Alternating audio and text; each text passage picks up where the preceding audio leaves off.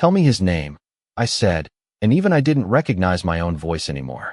It was too calm, too controlled, like the storm had already passed and left something colder behind. The city stretched beneath me in a grid of gold and shadow, Manhattan breathing in quiet pulses 20 floors below my office windows. But I couldn't hear any of it over the image burned into my mind, her. Emily, laughing. Not the polite smile she gave strangers. Not the careful one she used with me when she thought I was watching too closely. No, this was different. This was soft, real, and it wasn't for me.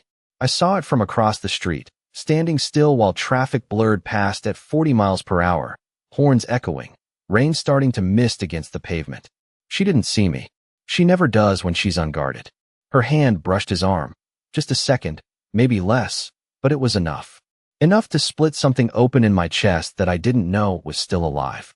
I've built empires on less information, destroyed men for far smaller betrayals.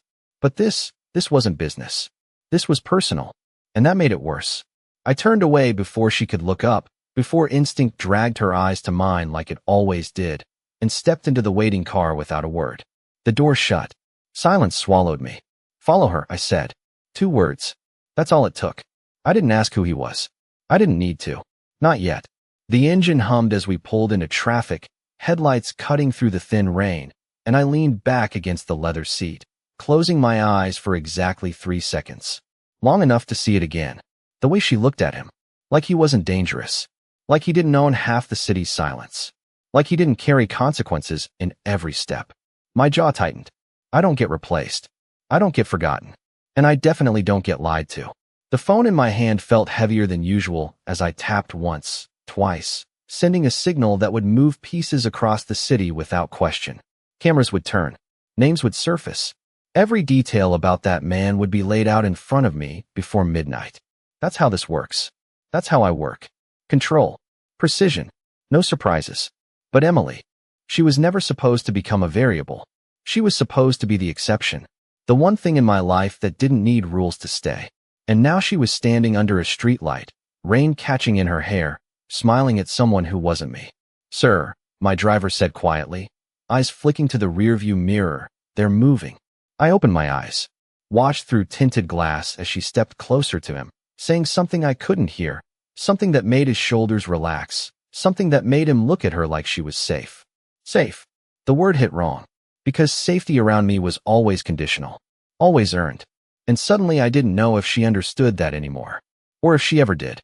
Keep your distance, I said, voice steady, measured, the kind of tone that made people listen even when I barely raised it. But underneath, something shifted. Something sharp. Jealousy isn't loud. It doesn't scream. It tightens. It narrows your world until there's only one question left.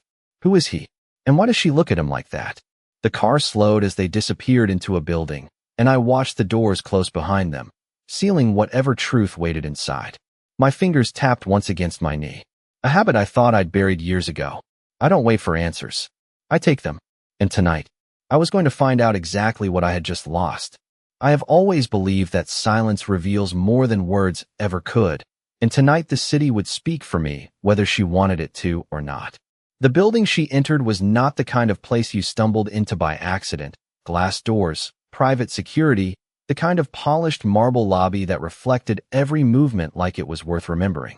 My car idled across the street, engine low, invisible among a line of black vehicles that all looked the same to anyone who did not know what to look for. But I knew. I always knew. She went to the 4th floor. The voice came through my phone, calm, efficient, already inside the system before I even asked. Private offices. No public listings. Of course there were no listings.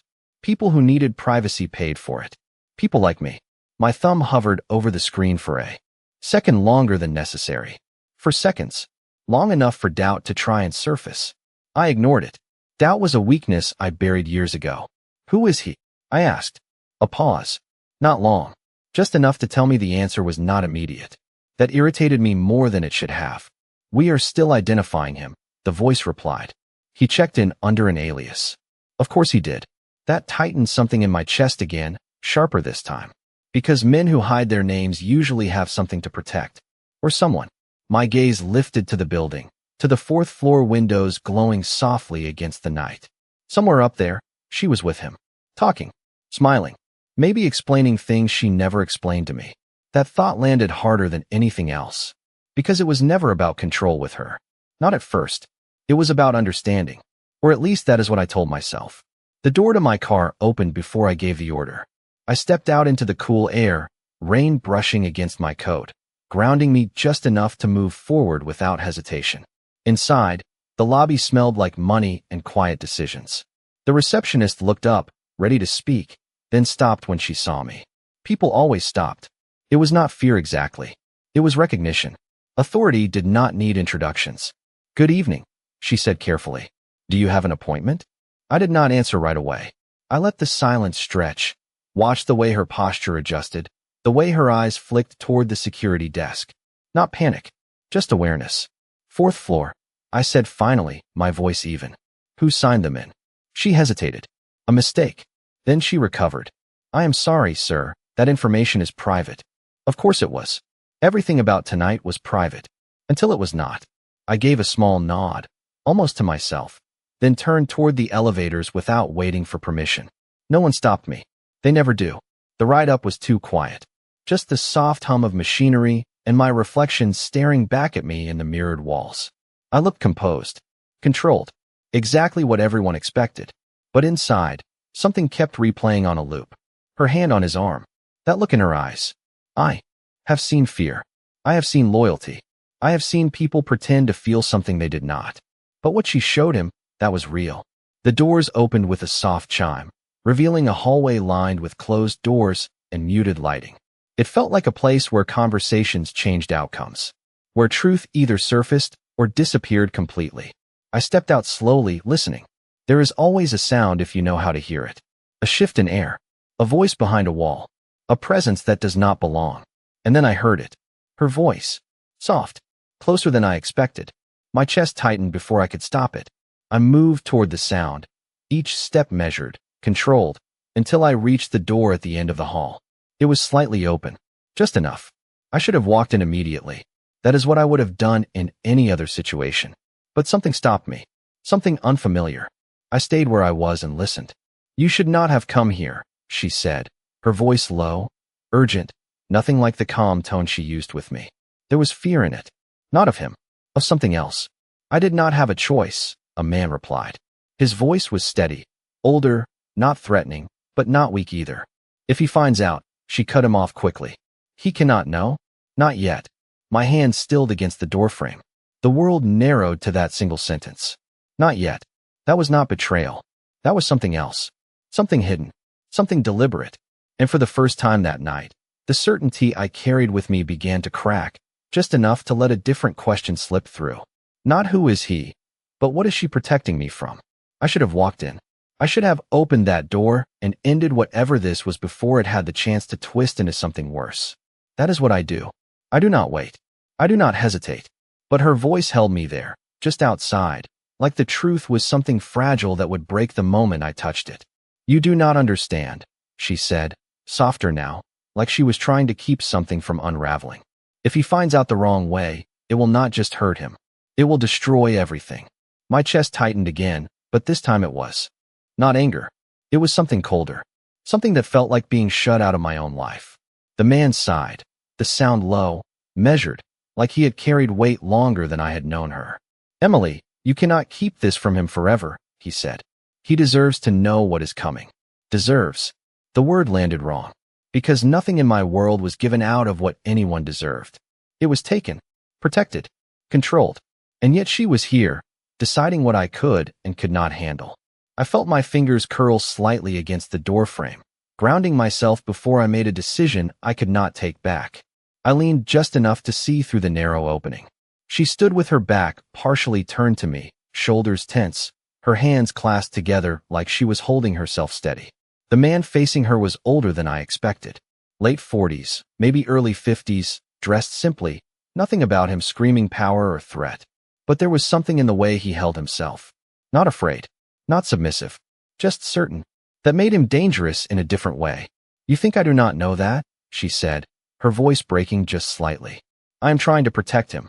Protect me." The thought should have calmed something inside me. It did not. Because protection without trust is just distance dressed up as care. By lying to him, the man asked gently. By meeting me in secret? She shook her head quickly. I am not lying. I am just waiting. Waiting for what? Waiting for me to be ready? Or waiting for something worse to happen before I found out on my own? I stepped back from the door before they could see me, my mind moving faster than the situation could keep up. This was not betrayal. Not in the way I had assumed. There was no softness between them. No hidden affection. Just urgency, fear, and something else I could not name yet. But if this was not about him taking her from me, then it was about something taking her away from me. And that possibility hit harder than anything else tonight. My phone vibrated in my hand, sharp, pulling me back into the world I understood. Information. Facts. Control. I answered without looking. We have a name, the voice said. Immediately. Daniel Carter. Carter. My eyes flicked back toward the door. Emily Carter. The connection was too clean to ignore. Relation? I asked, already knowing the answer would change everything. Half-brother. Same mother. Different fathers. No criminal record. Former federal consultant. Works private now. The hallway felt narrower suddenly, like the walls had moved closer while I was not paying attention. Family. This was family. Not a stranger. Not a rival. Someone tied to her in a way I could not compete with. And he knew something. Something about me. Something about what was coming. I ended the call without another word, slipping the phone back into my pocket as I exhaled slowly, forcing my thoughts into order. This was no longer about jealousy. That had been the surface. The distraction. This was deeper. Strategic. Personal in a way I had not prepared for. I looked at the door one more time, hearing her voice soften again, quieter now, almost pleading. Just give me time, she said. I will tell him. I promise. Time. She wanted time. But time was the one thing my world never gave freely. And for the first time since I saw her tonight, I was not thinking about the man she was with. I was thinking about the part of her life I was never meant to see. And the fact that she was willing to face it alone. I walked away before she could open that door and find me standing there with answers I was not ready to hear. Because control is not about reacting. It is about choosing the moment, and this was not it. The elevator ride down felt longer than before, each floor passing with a quiet chime that echoed louder than it should have, like the building itself was counting down to something I had not yet seen. By the time the doors opened to the lobby, my reflection had settled back into something familiar, something untouchable, the version of me that people obey without question. But inside, the balance had shifted. Not broken, just moved. I stepped out into the night again, the rain now steady enough to coat the streets in a thin gloss that reflected every passing light, turning the city into something almost unreal. My car door opened the second I approached, and I slid inside without looking back. Home, sir, my driver asked. I did not answer right away, because home was not a place anymore. Not tonight.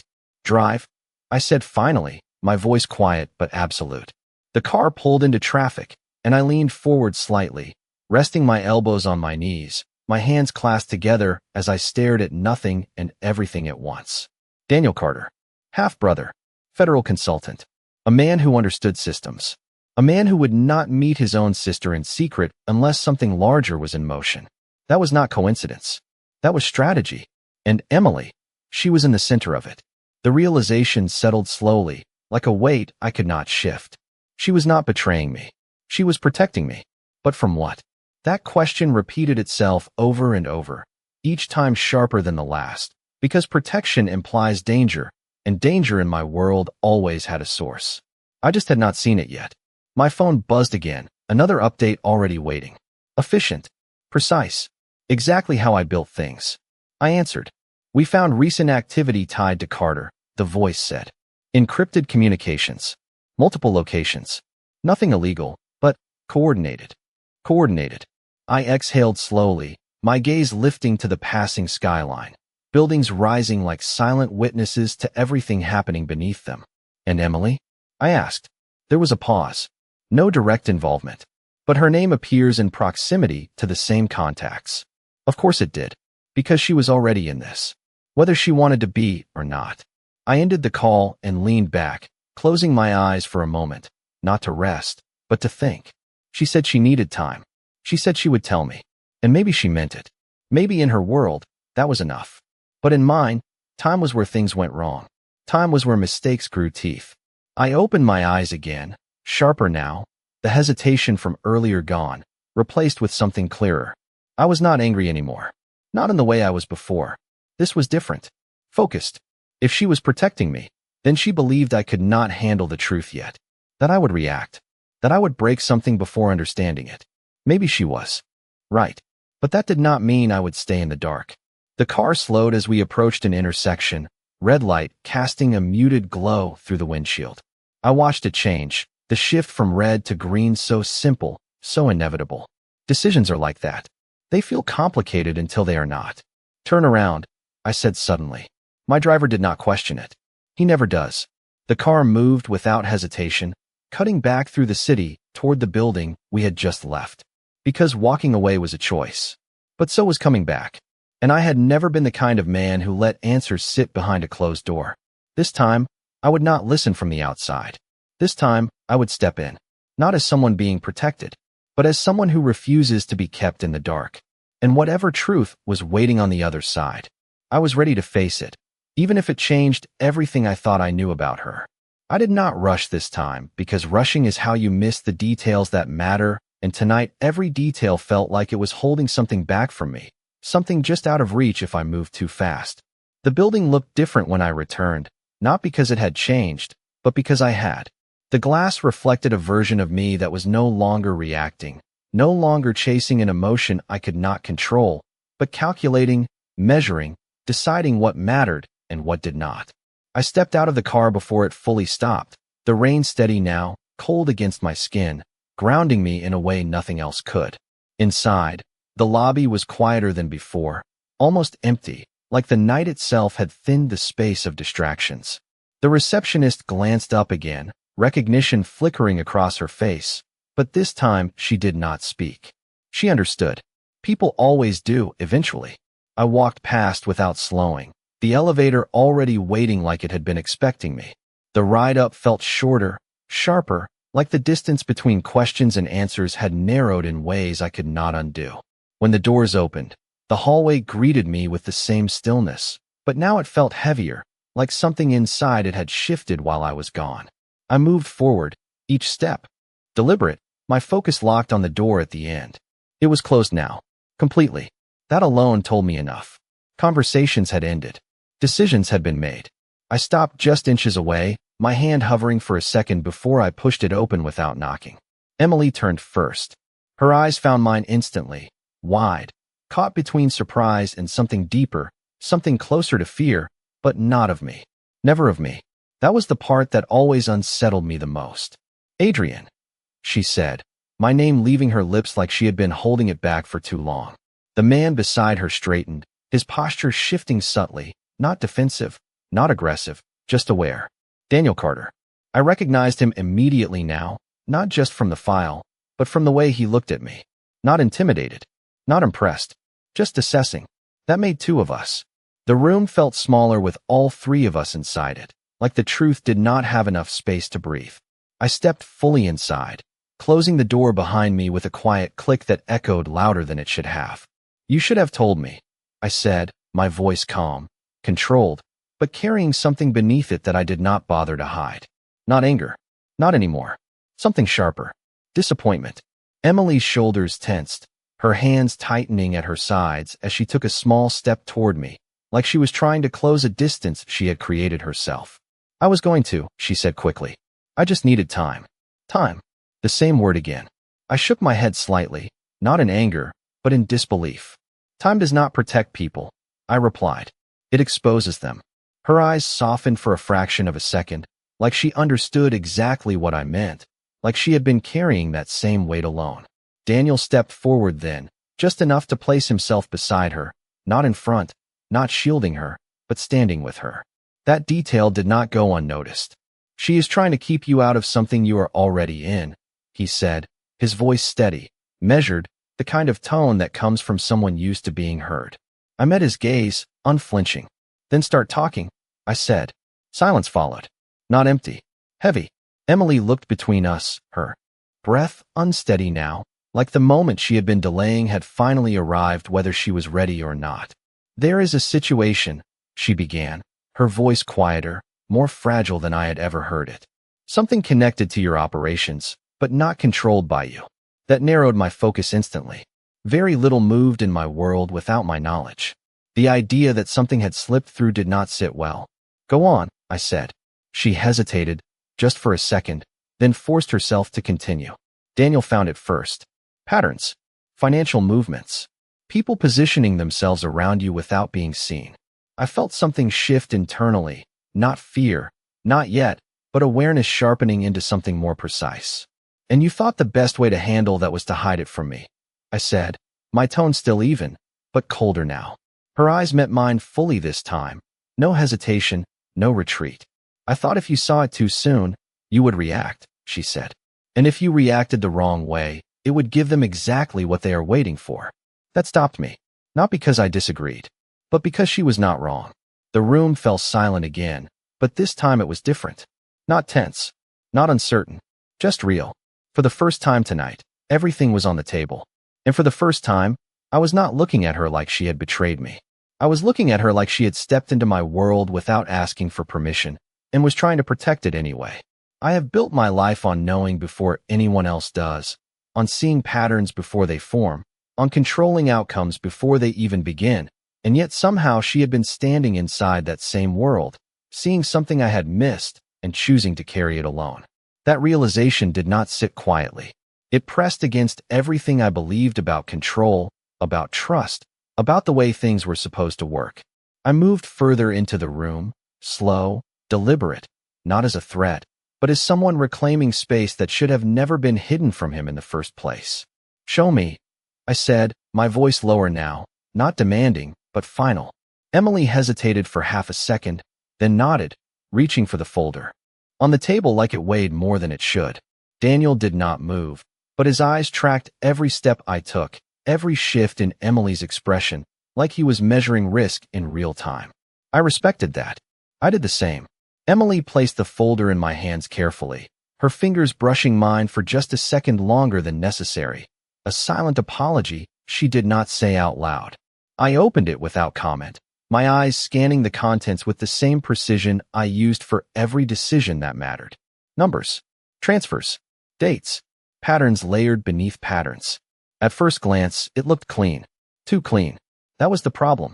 Money moving through channels that did not raise alarms, accounts that did not belong to anyone obvious, timing that aligned just enough with my operations to blend in without being noticed. I flipped another page, then another, and then I saw it. A sequence. Repeated. Subtle, but intentional. My jaw tightened slightly. They are not stealing from me, I said quietly. They are positioning around me. Daniel nodded once. Exactly. It is not about taking what you have. It is about controlling what comes next. That shifted everything. Because theft is predictable. You react. You recover. You move on. But positioning means waiting. Planning. Letting someone else build something valuable before stepping in at the exact moment it matters most. I closed the folder slowly, my mind already moving ahead, connecting points I had not considered before. How long? I asked. 6 months, Daniel replied. Maybe longer. But the last 8 weeks, it accelerated. 8 weeks. My thoughts aligned instantly. That was when certain deals had started to feel off. Not wrong. Just redirected. I had adjusted. Adapted. But I had not questioned the source. That was my mistake. My gaze shifted to Emily, standing there, watching me like she was waiting for something to break. And you found this how? I asked. She swallowed slightly before answering. It started small. Irregularities that did not make sense. I asked Daniel to look at it because he sees things differently. I glanced at him again. Federal consultant, I said. You analyze systems. I analyze patterns, he corrected calmly. And this pattern is not random. No, it was not. Nothing this precise ever is. The room felt quieter now, not because there was less to say, but because everything important had already been said. The rest was execution. I stepped back slightly, creating space between us, not as distance, but as clarity. You were right about one thing, I said, looking directly at Emily. If I had seen this earlier, I would have reacted. Her expression softened just enough to show she understood the weight behind that admission. That is what I was afraid of, she said quietly. I nodded once. And you were also wrong about one thing. She stilled. I do not need to be protected from the truth. The words landed between us, not harsh, but firm. She held my gaze, not backing down, not apologizing this time. I know, she said, but I needed you to see it, not just react to it. That stopped me for a second longer than I expected. Because she was not just protecting me. She was trying to guide me. That was different. That was new. I exhaled slowly, the tension in my chest shifting into something more focused, more controlled. Then we do this my way now, I said. Not a command. Not entirely. But close enough. Daniel crossed his arms slightly, considering. What is your way, he asked. I looked down at the folder in my hand, then back at both of them, my mind already 3 steps ahead. We let them think I still have not seen it, I said. We let them keep moving exactly how they have been moving. Emily's eyes narrowed slightly. You are going to use their own timing against them. I gave a small nod. People who plan like this rely on control, on predictability. The moment they think they have it, that is when they are most exposed. Silence followed again, but this time it was different. Not uncertainty, not tension, alignment. For the first time tonight, we were not standing on opposite sides of something hidden. We were standing on the same side of something coming. And the difference between those two things was everything. I have learned that the most dangerous moment is not when you discover the truth, but when you decide what to do with it, because that is where everything shifts from thought into consequence. The room felt different now, not tense, not uncertain, but charged with something quieter and far more precise. We were no longer reacting. We were positioning. I placed the folder back on the table, not because I was done with it, but because I had already memorized what mattered. Patterns do not disappear once you see them. They settle into your mind and wait for you to act.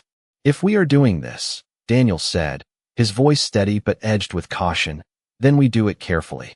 Whoever is behind this has already invested months into staying invisible. I gave a small nod, acknowledging the obvious without needing to repeat it. They are not invisible, I replied. They are patient. There is a difference. Emily shifted slightly beside him, her eyes moving between us, absorbing every word like she was trying to measure how far this was about to go. And patience means they are waiting for something specific, she said quietly. Not just an opportunity. A moment. I looked at her then, really looked, and for the first time tonight, I saw not just the woman I thought I knew, but the one who had stepped into something far beyond her world without hesitation. She was not just reacting anymore. She was thinking like us. That realization settled deeper than anything else. Exactly, I said. And that moment is not random. It is tied to something I already have in motion. My mind moved quickly through current deals, upcoming negotiations, timelines that had been set weeks in advance. Then it clicked. Not loud, not dramatic, just precise. The harbor deal, I said. Daniel's expression sharpened immediately. Large scale, high visibility, multiple stakeholders, he replied. If someone wanted leverage, that would be it. Emily's breath caught slightly. That closes in 10 days. I nodded once. And if they have been positioning for 6 months, they will not move before that. They will wait until everything is committed. Silence followed, but it was not hesitation. It was alignment again. The kind that only happens when 3 people see the same outcome at the same time. I moved closer to the table, resting one hand against it as I spoke, not out of need, but out of focus. We let the deal proceed exactly as planned, I said.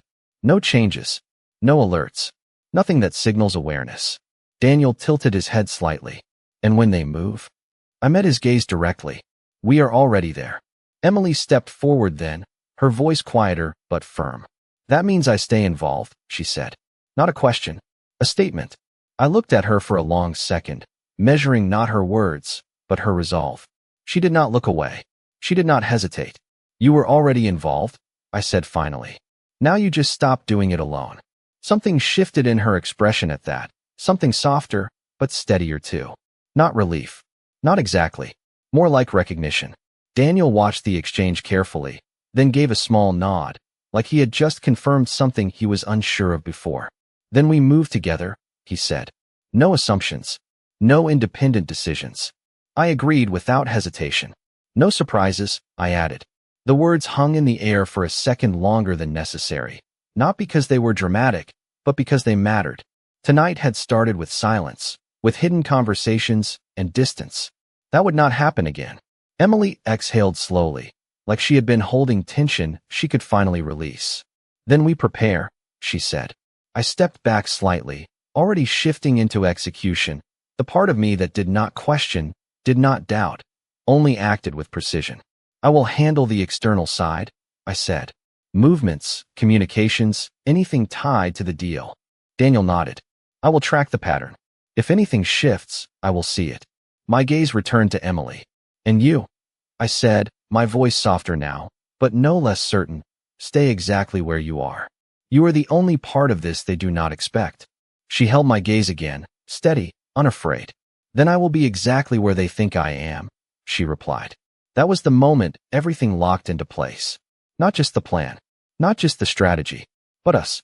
3 people who had started the night divided by silence were now standing on the same side of something much bigger than any one of us alone. And for the first time since I saw her under that streetlight, I was not thinking about what I almost lost. I was thinking about what we were about to take control of. The next 10 days did not move like time normally does. They stretched, slowed, sharpened into something deliberate, where every hour felt like it carried weight, and every decision echoed longer than it should have. Because once you see a pattern, you cannot unsee it.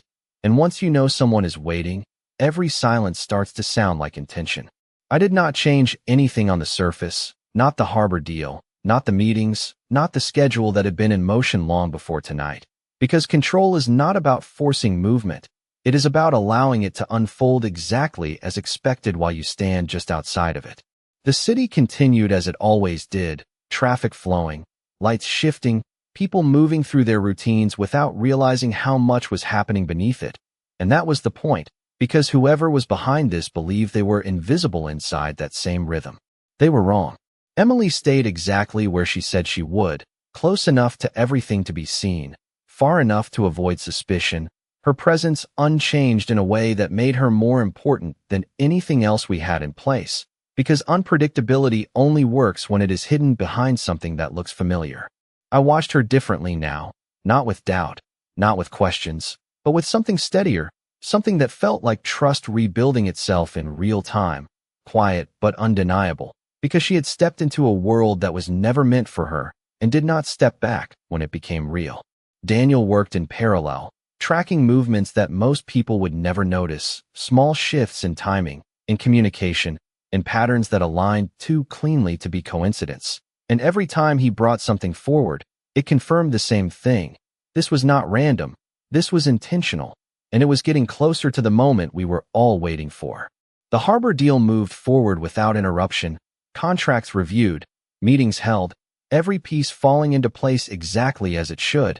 And that was what made it dangerous, because perfection is often where the truth hides best. On the 8th day, something changed. It was not obvious. It was not loud. It was a delay. 12 minutes in a confirmation that should have taken less than 1. That was enough.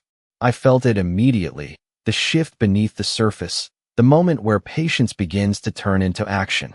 My phone vibrated once, then again, Daniel's name lighting the screen before I even reached for it. It is starting, he said, no hesitation, no wasted words. I was already moving, already stepping into the next part of the plan without needing anything else explained, because we had been building toward this moment from the second I walked back into that room. Location? I asked. Multiple, he replied. But the center point is the harbor office. They are consolidating. Of course they were. That was where everything converged.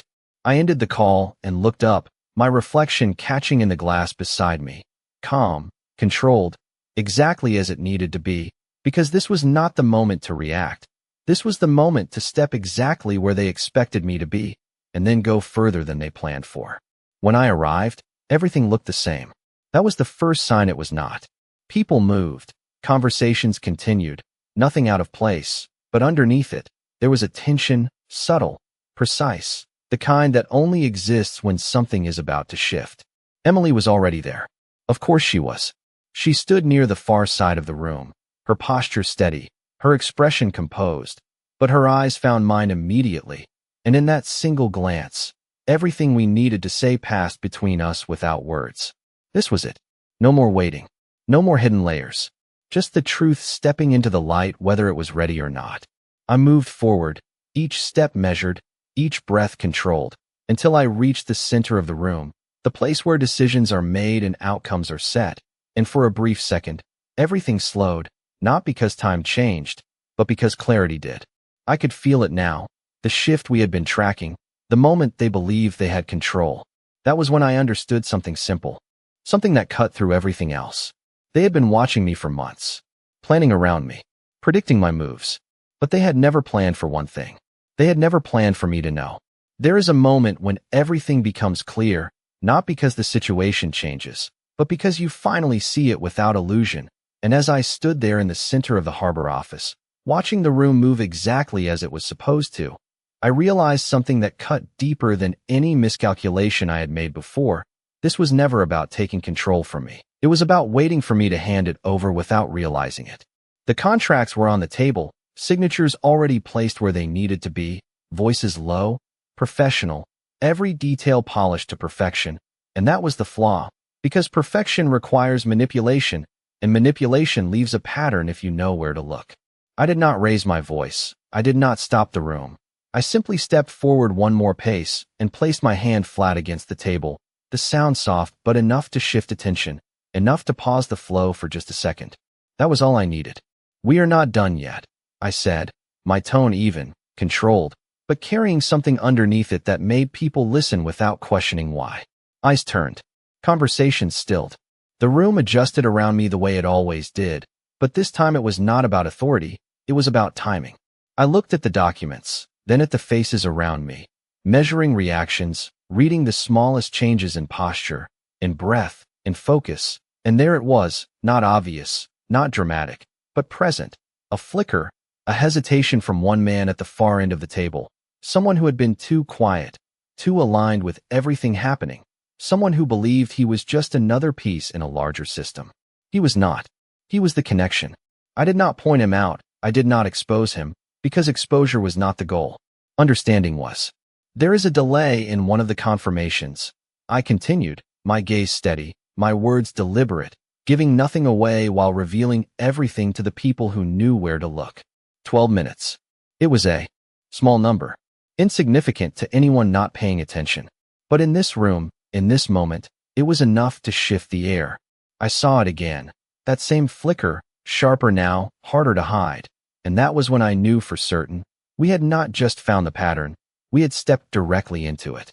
Emily moved slightly across the room, subtle, controlled, exactly as we had planned, her presence grounding the moment in something that looked natural to everyone else.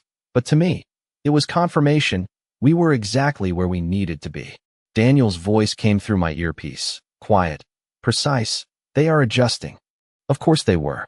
That is what happens when control slips, even for a second. I allowed the silence to stretch just long enough.